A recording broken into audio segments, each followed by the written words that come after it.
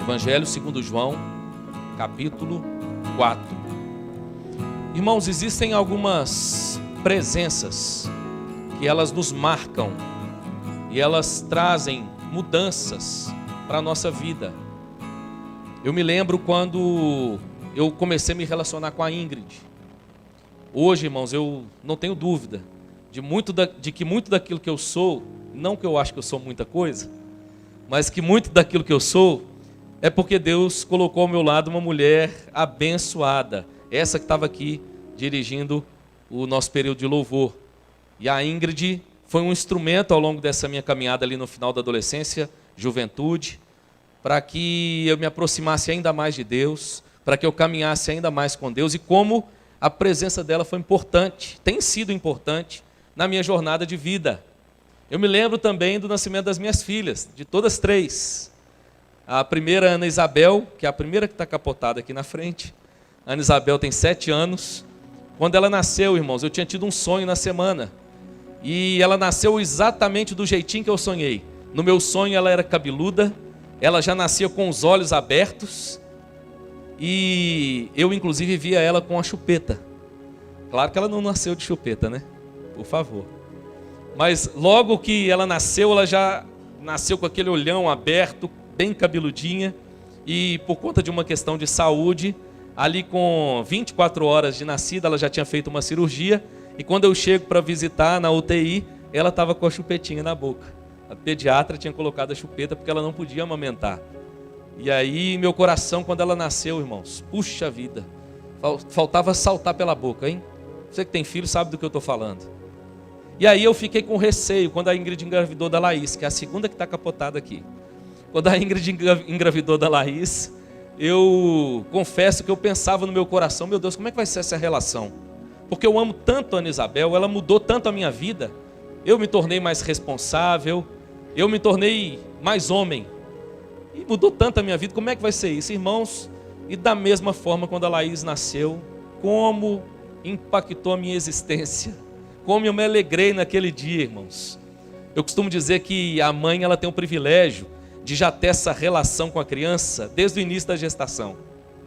Ela já tem esse sentimento de comunicação, de conexão com a criança. Pai, a gente tenta, mas no mínimo, né? Quando a criança nasce, a gente cruza o olhar, há uma conexão, há um amor à primeira vista, que é um negócio sensacional. E Deus me deu a graça de ter a minha terceira filha, a bebezinha, a Maria Luísa, está com 1 aninho. Da mesma forma, irmãos, veio a Maria Luísa e nós nos alegramos tanto com o nascimento dessa menina. Existem pessoas que inclusive passam pela nossa vida e que nos marcam tanto, não é verdade? Você tem essa sensação? Você se lembra de alguém que ao passar pela sua vida trouxe uma mudança significativa?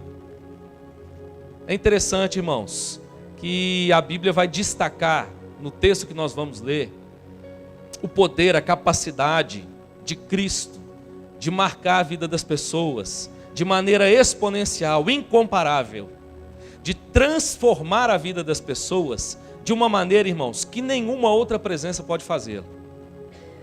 Quando nós olhamos para o Evangelho de João, capítulo 4, nós vamos perceber logo desde o início do texto, se você der uma olhada lá no primeiro verso, o texto vai dizer que os fariseus estavam ouvindo falar de Jesus.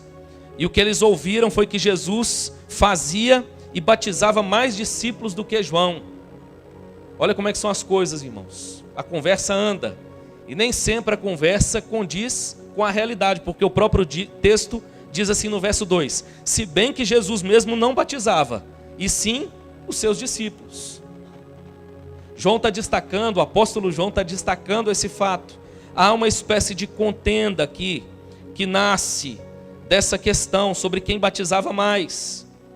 E o texto vai dizer então que Jesus, ele prefere deixar a Judeia, ele se retira, indo em direção à Galileia. No entanto, o verso 4 vai dizer que era-lhe necessário atravessar a província de Samaria. Geograficamente nós estamos falando quando nós olhamos para o mapa, de duas localidades e Samaria se encontrava no meio dessas duas localidades. O texto diz que era necessário que Jesus passasse por Samaria. No entanto, o que o texto está destacando aqui, quando nós olhamos para a história, não é a mera necessidade geográfica, pelo fato de ser o caminho mais curto para que ele se deslocasse entre esses lugares. Havia todo um contexto. O judeu naquela época não passava por Samaria. Por conta da rixa que havia entre judeus e samaritanos, eles davam uma volta, eles alargavam o caminho, eles faziam uma jornada muito mais longa, para que eles pudessem atravessar da Judeia para a Galileia e da Galileia para a Judeia. E o texto diz que ao contrário disso, Jesus passa por Samaria. Essa necessidade era mais do que geográfica. Quando nós olhamos o texto, essa necessidade diz respeito a uma missão. Essa necessidade diz respeito a um encontro. Jesus vai ao encontro, em primeiro lugar, de uma mulher. Esse texto, irmãos, ele é emblemático, ele é forte, ele é significativo na narrativa do Evangelho, justamente porque ele destaca essa realidade. Havia conflito entre judeus e samaritanos, e Jesus, um mestre judeu, agora vai até Samaria, e não só vai até Samaria, não só entra em contato com esse povo que o judeu evitava, mas ele vai ao encontro de uma mulher, e não só vai ao encontro de uma mulher, vai ao encontro de uma mulher pecadora, de uma mulher que evitava o convívio social, evitava o convívio com a sociedade da sua cidade ali, da sua realidade. O texto diz que Jesus então vem e chega cansado da viagem e se assenta junto a um poço famoso. E essa mulher vinha ali àquele poço para retirar água, num horário em que as pessoas não costumavam ir ao poço retirar água. Era um horário muito quente. Em geral, ou elas iam a esse poço mais cedinho, ou depois que o sol esfriava um pouco. Mas essa mulher escolhe um horário onde ela iria ao poço e provavelmente não encontraria com ninguém. Mas naquele dia, ela encontra com um homem diferente. Esse homem assentado junto ao poço, cansado da viagem, como diz o texto, vê essa mulher e pede a ela água. Ele vira para ela e diz: dá-me de beber. A mulher carregava um cântaro. E ela então fica surpresa e vira para ele e diz: olha, como você, sendo um judeu, pede a mim, mulher samaritana, que te dê de beber? Inicia-se ali um diálogo. Nesse diálogo, que não é tanto a minha ênfase nesse momento, se você der uma lida depois no texto, você vai perceber detalhes desse diálogo, mas basicamente, Jesus, ele destaca uma necessidade dessa mulher. A necessidade imediata para ela era água, mas Jesus deixa claro que ele já havia percebido uma necessidade mais profunda. Havia uma sede que era mais profunda do que a sede do seu corpo, era a sede da sua alma. Essa mulher estava sedenta na sua alma. E como é que ela tentava saciar a sua alma? Em relacionamentos. O texto vai dizer que dado momento Jesus vira para ela e diz assim: olha, vai e chama o seu marido. E a mulher então titubeia e ele diz: realmente, você não tem marido, porque você já teve 5, e esse que você está com ele agora sequer é o seu marido. A mulher fica impactada pela maneira como aquele homem revela o seu contexto, a sua realidade. Ela destaca o fato de que ela esperava o Messias prometido. Ela entendia que esse Messias mudaria a realidade, ele transformaria a realidade das pessoas. E é bonito, irmãos, porque poucas vezes no Evangelho, Jesus se declara como o eu sou de maneira tão aberta, como ele o faz nessa passagem. Jesus vira para a mulher e diz: eu sou, eu que falo com você, eu sou o Messias, eu sou o Salvador. É interessante que o texto diz que essa mulher é tão tocada por essa presença, que ela então, está aí no verso 28, dá uma olhada para o texto comigo, por favor. Ela deixa o seu cântaro, ela larga aquele vaso que ela estava levando para buscar água, porque ela reconhece uma necessidade maior, há uma sede maior, e ela então encontrou a fonte para saciar essa sede. Como Jesus mesmo diz, a fonte da água viva, que seria nela uma fonte a jorrar do seu interior para a vida eterna. A mulher então, verso 28, deixa o seu cântaro, vai à cidade. E ela então agora procura os homens daquela cidade e diz àqueles homens: vinde comigo e vede um homem que me disse tudo quanto tenho feito. Será este porventura o Cristo? Verso 30, saíram pois da cidade e vieram ter com ele. Essa mulher que evitava o convívio social, essa mulher que por causa da sua condição, a gente precisa lembrar, diferente da nossa cultura onde o divórcio está cada dia mais comum, aquela era uma cultura onde quando uma mulher, um homem, e principalmente a mulher, se divorciava, havia um estigma social. E ela não fez isso só uma vez, ela fez isso 5 vezes. E pior, agora ela estava vivendo com um homem que sequer era seu marido. Havia um estigma social.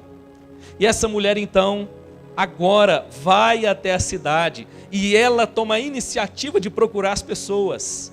E ela diz: olha, há um homem que disse tudo o que eu tenho feito. Há um homem que sonda os corações. Esse homem, sondando o meu coração, ele ofereceu uma água viva. Ele ofereceu uma água transformadora.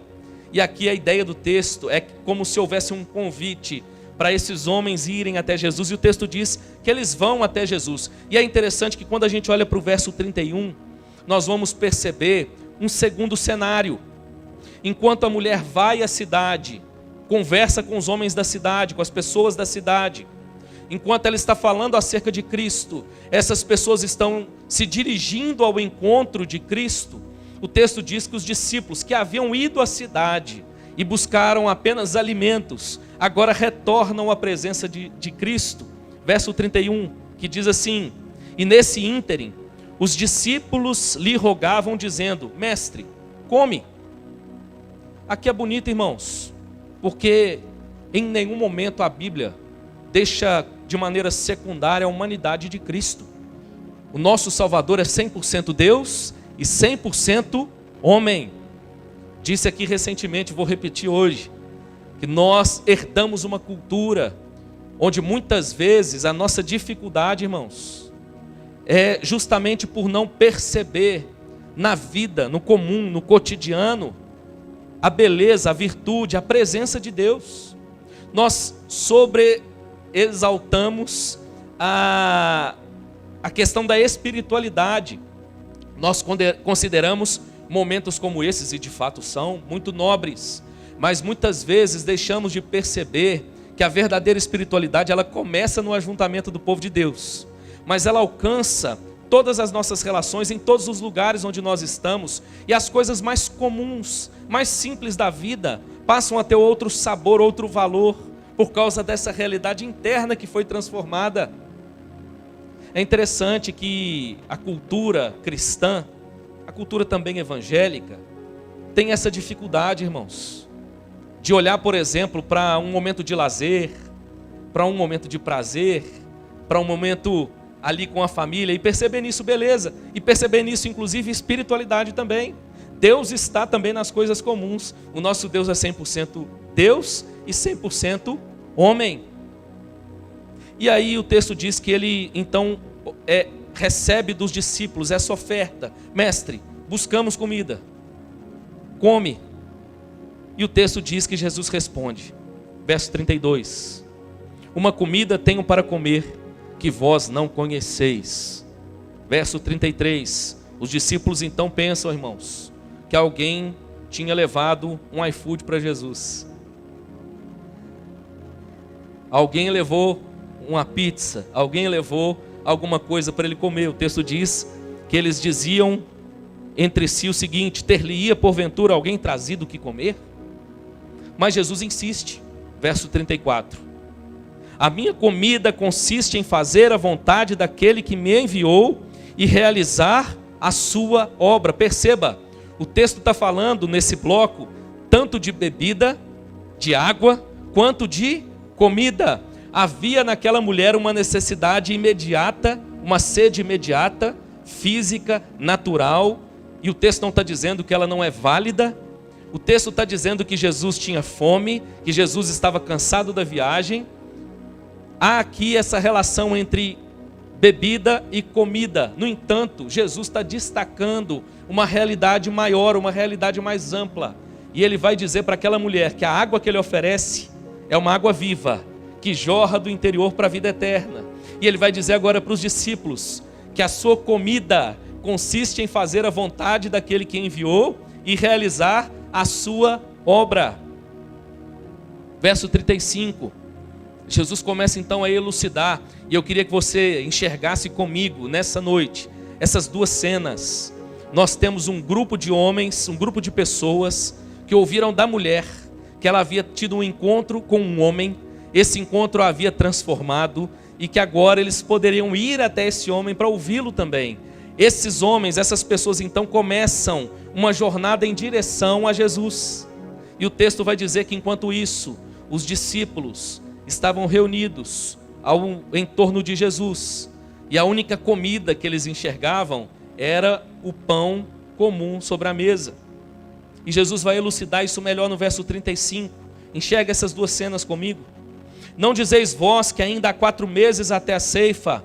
Eu, porém, vos digo, erguei os olhos e vede os campos, pois já branquejam para a ceifa. O ceifeiro recebe desde já a recompensa e entesoura o seu fruto para a vida eterna, e dessarte se alegram tanto o semeador como o ceifeiro, pois no caso é verdadeiro o ditado, um é o semeador e outro é o ceifeiro. Eu vos enviei para ceifar o que não semeastes, outros trabalharam e vós entrastes no seu trabalho. É interessante, irmãos, que num sentido metafórico aqui, é como se Jesus dissesse para os discípulos: deixem de olhar só o entorno de vocês, deixem de enxergar só aquilo que é visível quando vocês olham para baixo, para a própria realidade, para aquilo que diz respeito à própria vida de vocês. Ergam os olhos e vocês vão contemplar nos campos, nas montanhas, aqueles que estão vindo ao encontro de vocês. Vocês não semearam, outro semeou. Mas vocês têm a oportunidade agora de ceifar, de colher, de entrar nesse trabalho. Jesus usa aqui essa linguagem, ele traz essa linguagem que para eles era tão comum, a linguagem do campo. E certamente quem joga uma semente no campo sabe que precisa aguardar para que ela dê fruto.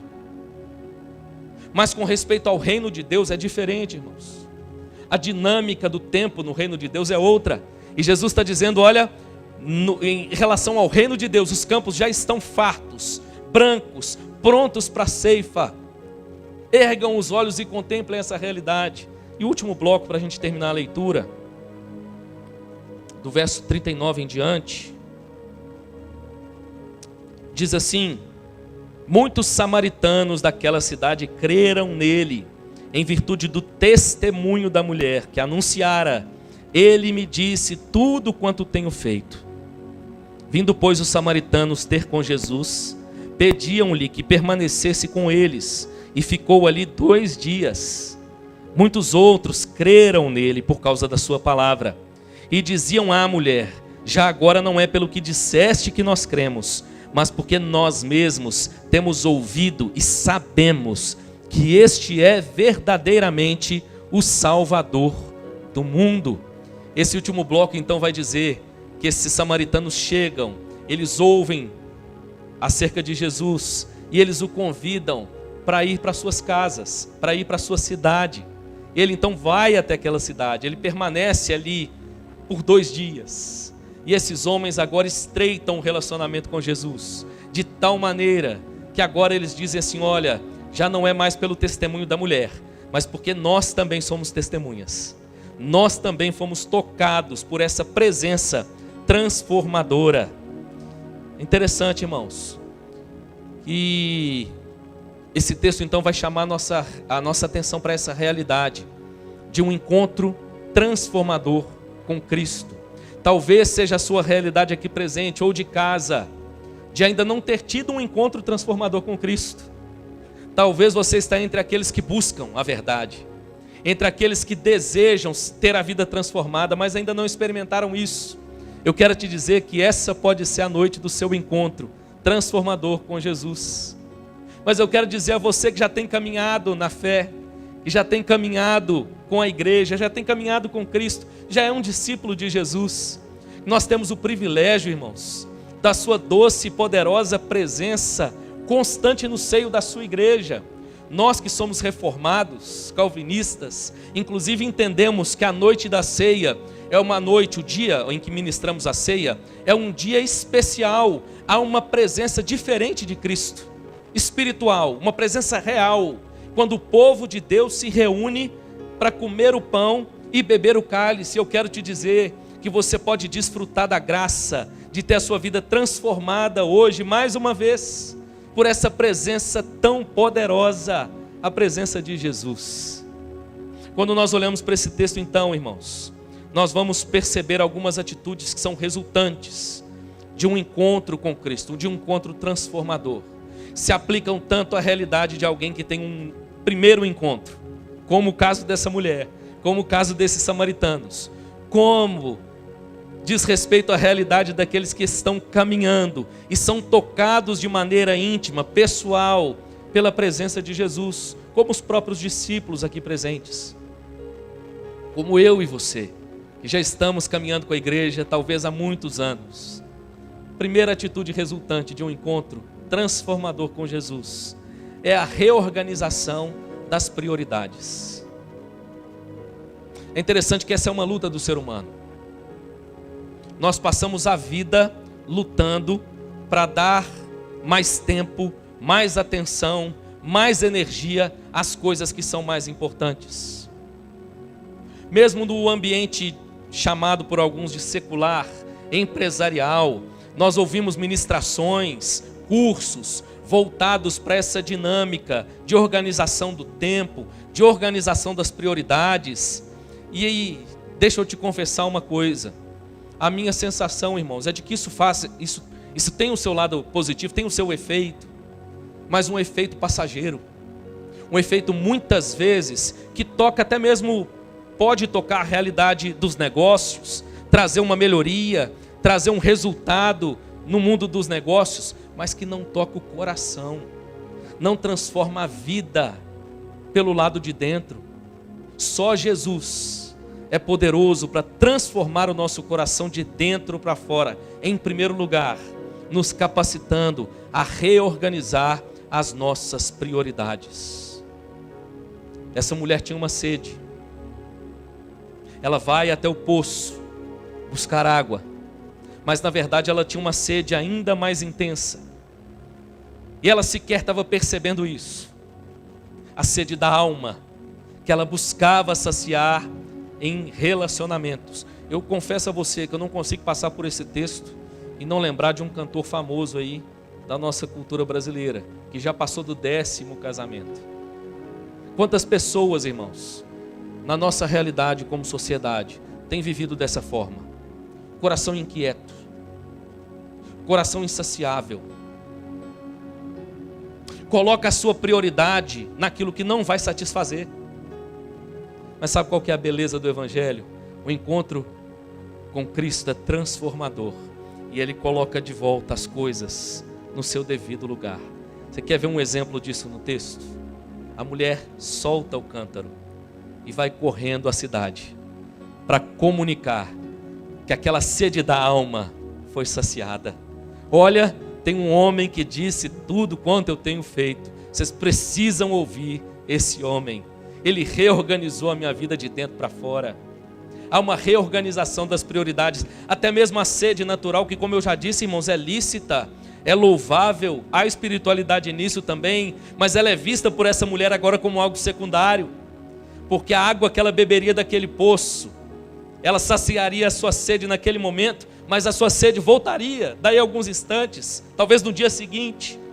Mas ela estava diante daquele que saciaria a sua alma para a eternidade. A sede do seu coração cessaria a partir daquele momento. Que coisa bonita, irmãos. Nós ouvimos inclusive no cenário evangélico sobre prioridades. E é muito comum nós ouvirmos sobre uma escala de valores. E em geral eu cresci ouvindo as pessoas dizendo: olha, as prioridades do cristão, elas são as seguintes: Deus, família, trabalho, igreja, uma escala de prioridade. Mas eu tenho aprendido pelas Escrituras com o tempo, irmãos, que na verdade é mais do que simplesmente elencar uma escala de prioridades. É a nossa vida ser reorganizada de tal forma que a gente dá atenção devida a todas as coisas segundo a sua importância. Então não é assim, puxa, eu já fiz meu devocional, então já atendi a minha prioridade, Deus em primeiro lugar. Agora eu vou atender minha família. Já atendi a família, vou atender ao trabalho. Já atendi ao trabalho, vou atender a igreja. Não, irmãos. Nós podemos fazer tudo isso de maneira simultânea. Mas pela graça do Evangelho, tendo cada coisa no seu devido lugar.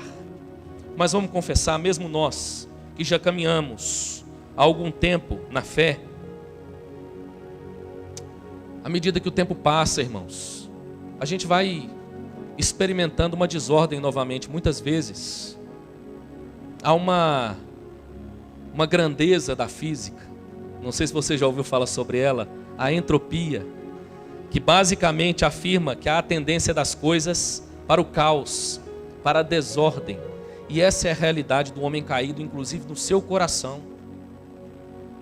Você quer ver como que essa lei se aplica na nossa realidade também cotidiana, comum?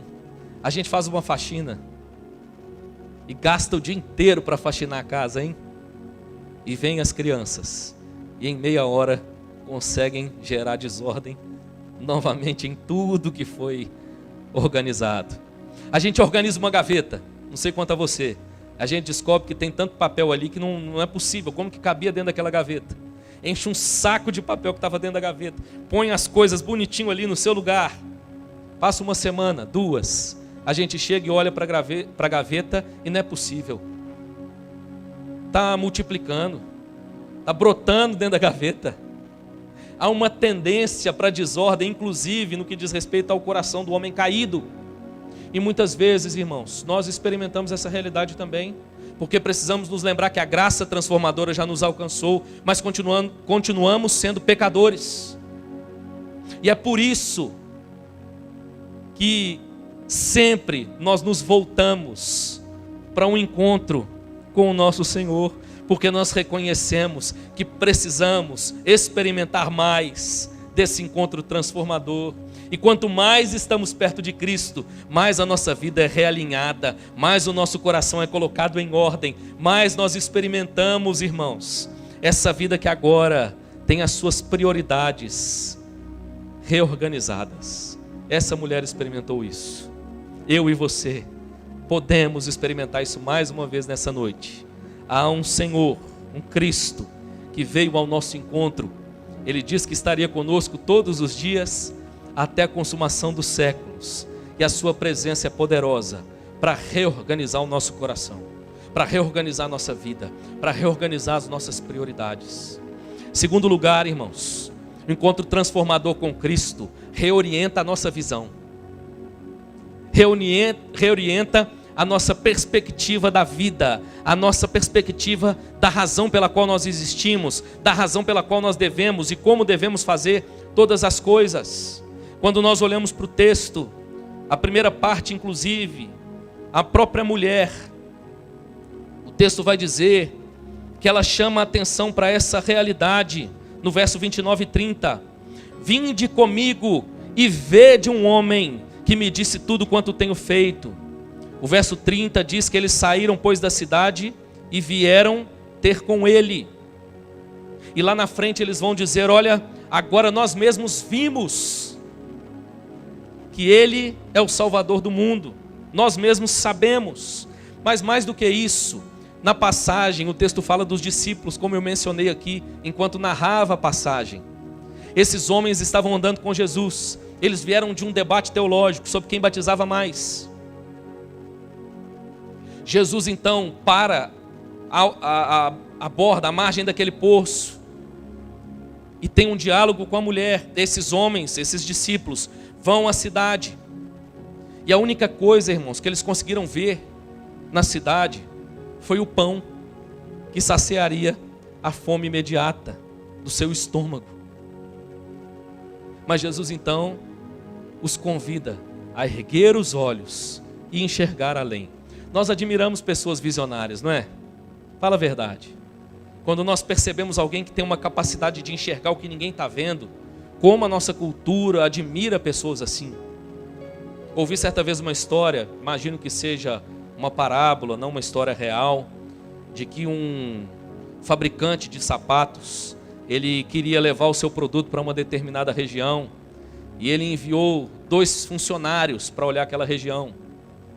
Uma região mais pobre, com caráter mais indígena talvez, mais primitivo.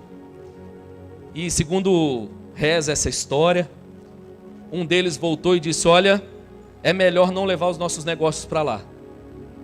Ele perguntou: por quê? E o homem respondeu: porque lá ninguém usa sapato.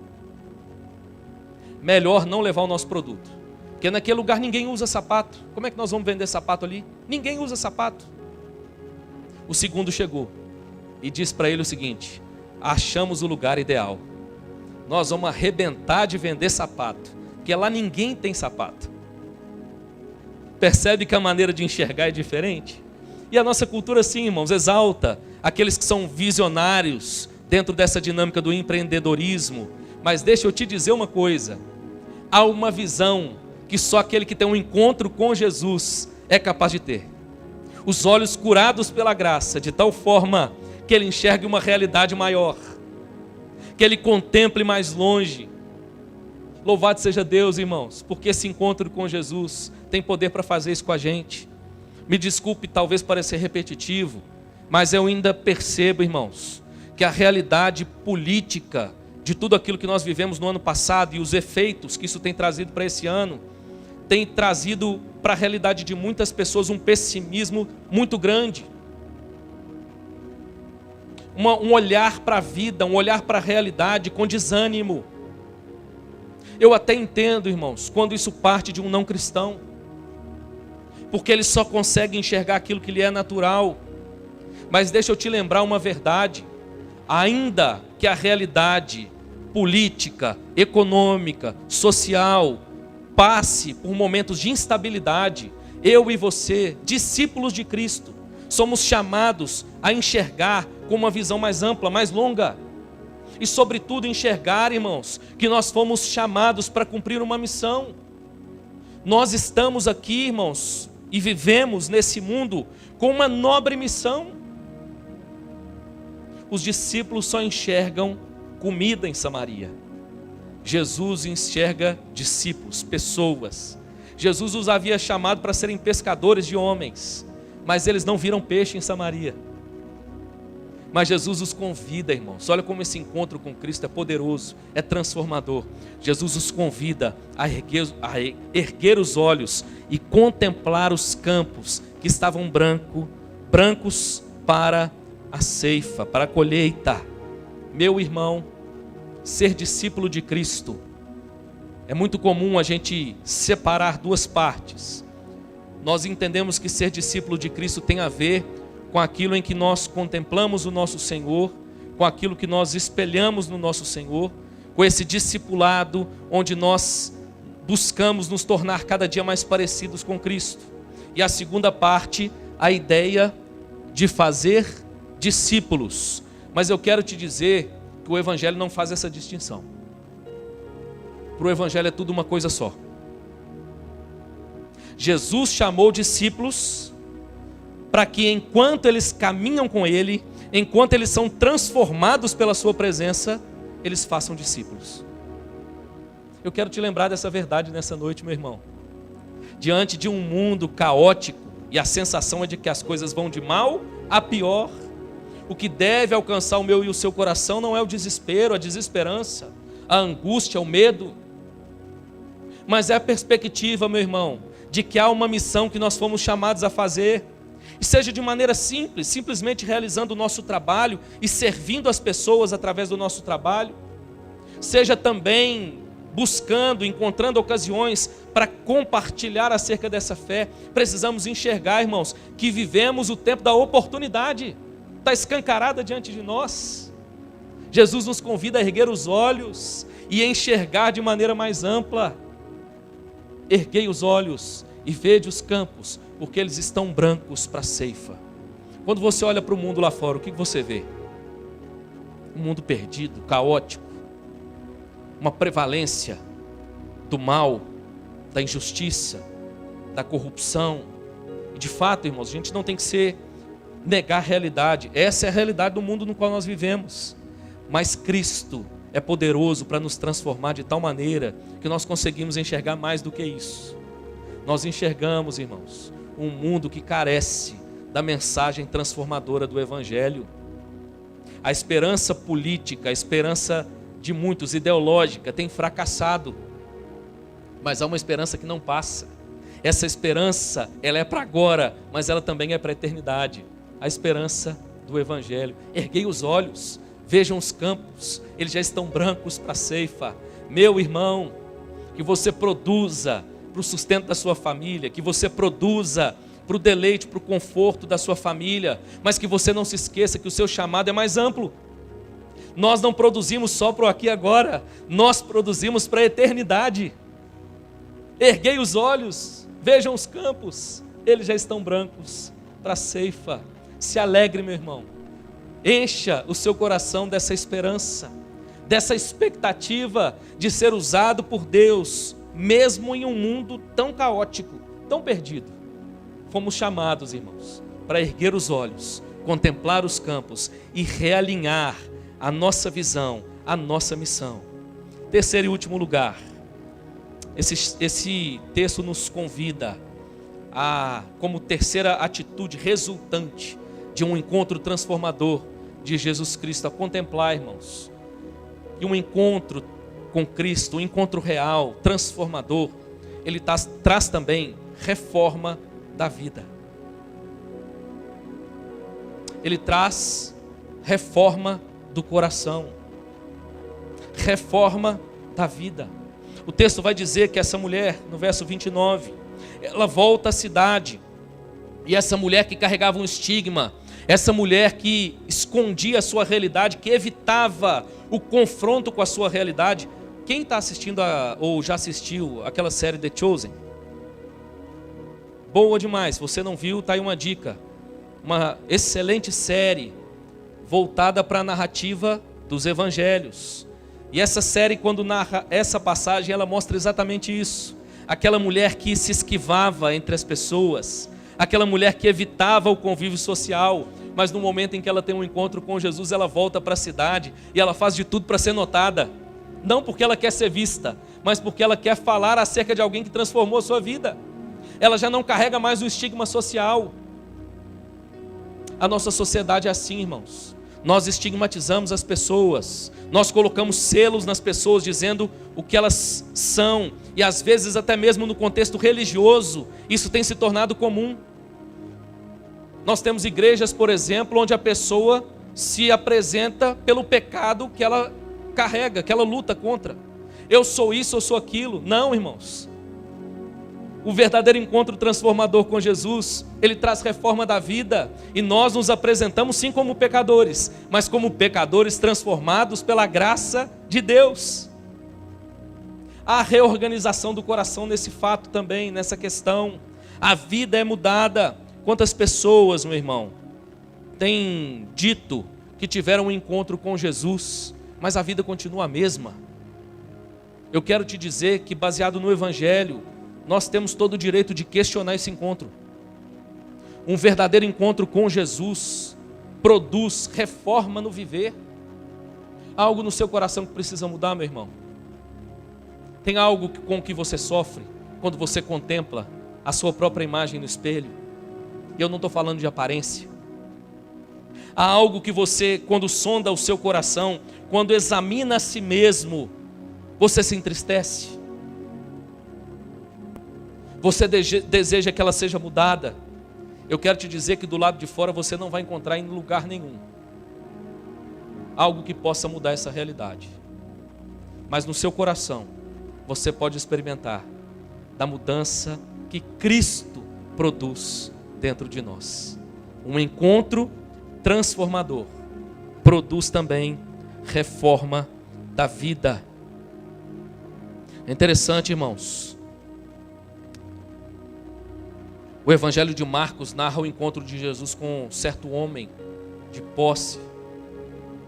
E o texto diz que aquele homem vem cheio de si, cheio de autojustiça, de autoconfiança. Ele até questiona, chama Jesus de bom mestre e questiona o que ele deveria fazer para herdar a vida eterna. E Jesus desafia aquele homem a perceber que o seu coração estava desalinhado. A sua confiança estava em si mesmo. Ele se julgava alguém aprovado por causa da sua religiosidade, mas o coração estava escravo. Meu irmão, tem algo que te escraviza hoje? Como é a sua vida no secreto? Como está o seu coração naquele lugar onde ninguém mais vê, a não ser o Senhor? Eu não vim aqui para te trazer culpa, mas para te lembrar que há um Cristo que é poderoso para transformar a minha e a sua vida, trazendo reforma para os nossos corações. É por isso que nós persistimos buscando a presença de Cristo, porque é na presença de Cristo que a nossa vida é transformada. Em nome de Jesus. Quero terminar destacando aqui o fato, como nós lemos no verso 39 em diante, de que esses homens convidaram Jesus para ir para sua casa. E isso fez toda a diferença. O encontro que eles tiveram com Jesus não foi superficial, mas Jesus foi convidado para fazer parte da sua realidade cotidiana. E é porque Jesus fez parte da sua realidade cotidiana por 2 dias, que eles agora puderam dizer no verso 42, não é pelo que disseste que nós cremos, mas porque nós mesmos temos ouvido e sabemos que este verdadeiramente é o Salvador do mundo. Essa expressão Salvador do mundo que aparece aqui no Evangelho de João, era uma expressão conhecida naquela época. Ela não era uma expressão de origem hebraica. Na verdade, ela era utilizada no contexto grego. Essa expressão, por exemplo, foi usada em referência a Alexandre o Grande. Era aquela perspectiva que eles tinham de uma pessoa que era poderosa e tinha capacidade de transformar a realidade. Olha como esse homem é importante, como esse homem é poderoso. E às vezes, irmãos, a gente caminha com a expectativa torta, posta no lugar errado. Mas quando a gente tem um encontro com Jesus, a gente descobre, a gente reafirma que Ele é que é verdadeiramente o Salvador do mundo. Eu quero te fazer uma proposta nessa noite. Esses homens, essas pessoas convidaram a Jesus para os seus lares, para a sua vida, para a sua realidade. E isso fez toda a diferença. Quem sabe você que nos ouve de casa, ou até alguém aqui presente, até então não teve um encontro transformador com Jesus. Pode ser hoje, o dia da sua vida, ser profundamente transformada. Mas eu quero dizer a você que já é um cristão, discípulo de Jesus, que de repente vem ocupando o seu coração com muitas outras coisas, entulhando a sua vida, como eu e você muitas vezes fazemos. Nessa noite, mais uma vez, temos a oportunidade, diante de um encontro com o nosso Senhor, de termos a nossa vida mudada. Quero te convidar a orar comigo, convidando ao Senhor, para que Ele vá naquele lugar mais íntimo, naquele lugar mais secreto, e que Ele mude as coisas, Ele transforme o que for necessário, que Ele tenha liberdade de reorientar, de reorganizar, de pôr as coisas no seu devido lugar. Quem sabe o que está faltando na sua casa não é um convite para que Cristo seja ali o anfitrião. Talvez você já até fez isso no passado, mas à medida que o tempo foi passando, você se julgou autossuficiente de novo, e você foi lá e tomou novamente a dianteira.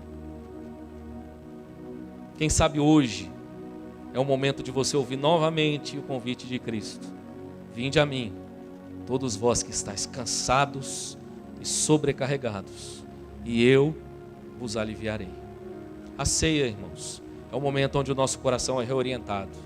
A ceia é o momento onde nós somos confrontados com a realidade da nossa vida, mas ao mesmo tempo somos tocados e transformados pela presença poderosa, santa, gloriosa de Jesus Cristo no meio do seu povo. Ele está aqui entre nós. Vamos orar? Sentado mesmo. Você pode fechar os seus olhos? Vamos falar com Deus?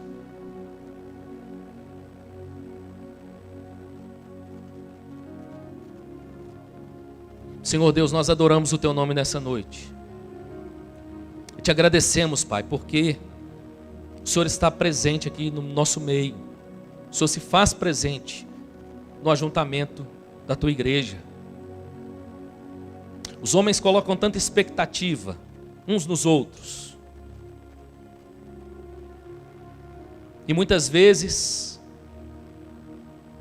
a presença de alguém nos alegra, nos motiva por alguns instantes, mas isso logo passa. Mas como é bom saber e sermos exortados pela Tua palavra nessa noite, sobre essa presença que nos muda de maneira profunda, de maneira permanente, a presença de Jesus Cristo. Pai, nessa noite onde eu tenho o privilégio de mais uma vez me encontrar com Teu Filho, o que eu peço, Pai, é que de fato o Senhor me ajude, para que o meu coração seja realinhado, as prioridades recolocadas no seu devido lugar, a visão novamente recobrada pela graça do Senhor, a capacidade de enxergar com os olhos da fé. Senhor, a reforma do meu coração. Há tanto em nós, Senhor, que ainda precisa ser mudado. Mas, Pai, nós sabemos que não é em outro homem, não é em nenhuma filosofia ou proposta ou ideologia que o mundo oferece que essa mudança acontecerá dentro de nós, porque o nosso problema é espiritual.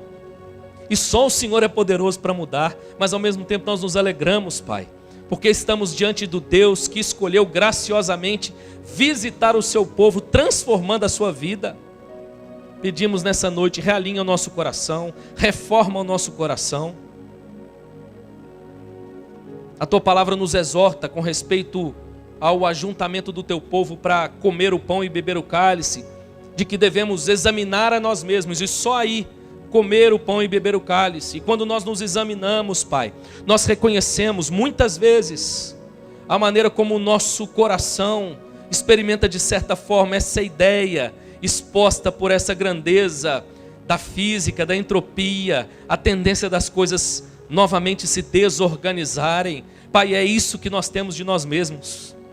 Mas como é bom saber que o Senhor é o nosso pastor, o nosso anfitrião, o dono do nosso coração.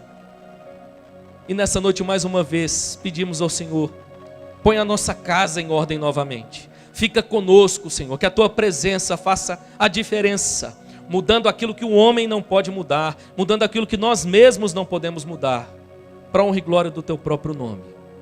Entregamos a nossa vida no Teu altar e Te agradecemos por esse encontro transformador com Teu Filho amado Jesus Cristo, em nome de quem oramos, amém e amém.